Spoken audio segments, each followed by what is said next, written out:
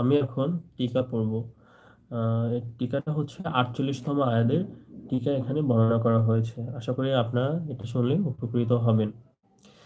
এ আয়াত ও কোরআনের অন্যান্য সংকেত থেকে জানা যায় যে কিয়ামতে জমিন ও আসমান পূর্ণরূপে ধ্বংসপ্রাপ্ত হয়ে অস্তিত্বহীন হয়ে যাবে না, বরং মাত্র বর্তমান প্রাকৃতিক ব্যবস্থাকে উলটপালট করে দেওয়া হবে। অতঃপর প্রথম ও শেষ ফুৎকারের অন্তর্বর্তী বিশেষ সময়ের মধ্যে যার ব্যাপ্তির পরিমাণ একমাত্র আল্লাহই জানেন, জমিন ও আসমানের বর্তমান রূপ ও গঠন পরিবর্তিত করে দেওয়া হবে এবং অন্য প্রকার প্রাকৃতিক বিধান সহকারে গঠন করা দেওয়া হবে।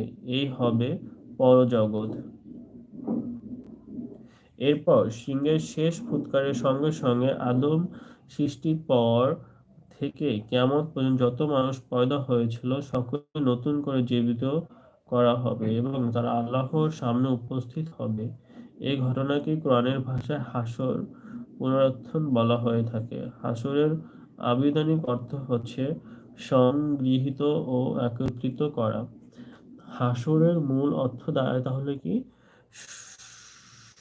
সংগৃহীত এবং একত্রিত করা। হাসরের দিন যখন সিংহায় ফু দেওয়া হবে, তখন যত মানুষ কিয়ামত অবধি মারা গিয়েছে সবাই আবার নতুন করে জীবিত হবে। তার মানে হাসর শব্দটির অর্থই দাঁড়ায় হচ্ছে যে আমরা একত্রিত হব সবাই। যাই হোক, আমার পড়াশোনা হয়ে গেছে। সাদাকাল্লাহুল আজিম। আল্লাহ ভুল ত্রুটিগুলো মাফ করে দিয়ে। তো আজকে আমি 14 পারে চলে গিয়েছি। আলহামদুলিল্লাহ, শুকরিয়া মহান রব্বুল আলামিনের দরবারে। এটাকে জোরে ধরলে আল্লাহকে শান্তি লাগে, ভালোবাসা। হে আল্লাহ, কোরআন শরীফ তেলাওয়াত করলাম, অর্থ পড়ার চেষ্টা করলাম। যদি কোনো ভুল ত্রুটি থাকে পড়ার ভিতরে, তাহলে ক্ষমা দৃষ্টিতে দেখবেন এবং ক্ষমা করে দিয়ে আমার তেলাওয়াত কবুল করে নেবেন। মাবুদ, আমি গুনাহগার বান্দা, পাপিষ্ঠ বান্দা, আপনার কাছে হাত তুলে মোনাজাত করছি। জানি না কবে মৃত্যু চলে আসে। তো আপনার কাছে এতটুকুই চাওয়া, আমাকে ৫ ওয়াক্ত নামাজ পড়ার তৌফিক দান করুন। এছাড়া আমাকে শুদ্ধ ভাষায় পড়াতে, মানে কোরআন শরীফ তেলাওয়াত করার তৌফিক দান করুন। আমার খুবই ইচ্ছা আমি অনেক ভালো করে কোরআন শরীফ তেলাওয়াত করবো, অনেক সুন্দর করে, অনেক মধুর কণ্ঠে। এটা আমার ইচ্ছা। আপনি চাইলে সবকিছু সম্ভব। এতটুকু সাহায্য আমাকে করেন। মাহবুব, আমাকে জান্নাতুল ফেরদৌস দান করেন। একটা উত্তম রিজিকের ব্যবস্থা করে দিন। বাবা মার মুখে হাসি ফোটার তৌফিক দান করুন। আমার আব্বা আমাকে সুস্থ রাখুন, তাদের জান্নাতুল ফেরদৌস দান করুন। আমার আত্মীয় স্বজন যারা আছে সবাইকে হেফাজত করুন, সবাইকে ইসলামের পথে চলার তৌফিক দান করুন। হে আল্লাহ, আমার ভাই বোনগুলোকে সবাইকে ইসলামের পথে চলার তৌফিক দান করুন। আমার বোনটা বড় হয়ে গেছে, ওর জন্য একটা উপযুক্ত পাত্রের ব্যবস্থা করে দিন। হে আল্লাহ, আপনি চাইলে সব কিছুই সম্ভব। আমরা মধ্যবিত্ত ফ্যামিলি থেকে এত দূর চলে আসছি, পড়াশোনা শেষ করেছি। একটা উত্তম রিজিকের ব্যবস্থা করে দিন, যাতে আমি আব্বু আম্মুর সেবা করতে পারি, তাদের পাশে দাঁড়াতে পারি, তাদের সাপোর্ট করতে পারি। এই মুহূর্তে তাদের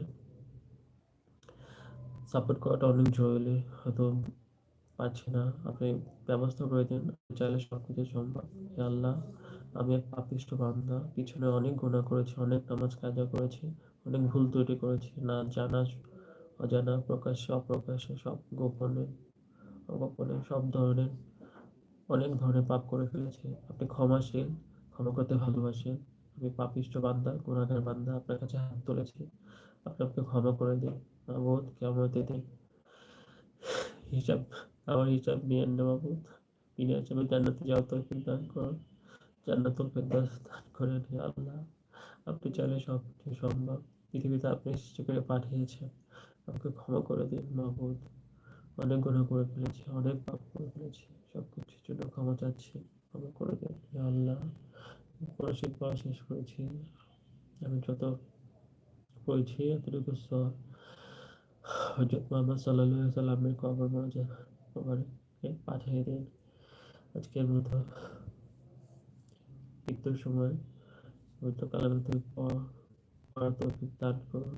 এরপরে মৃত্যু দিয়ে হে আল্লাহ সাহায্য করুন, পড়াশোনার উপর মনোযোগ বৃদ্ধি করে দিন। আমিন।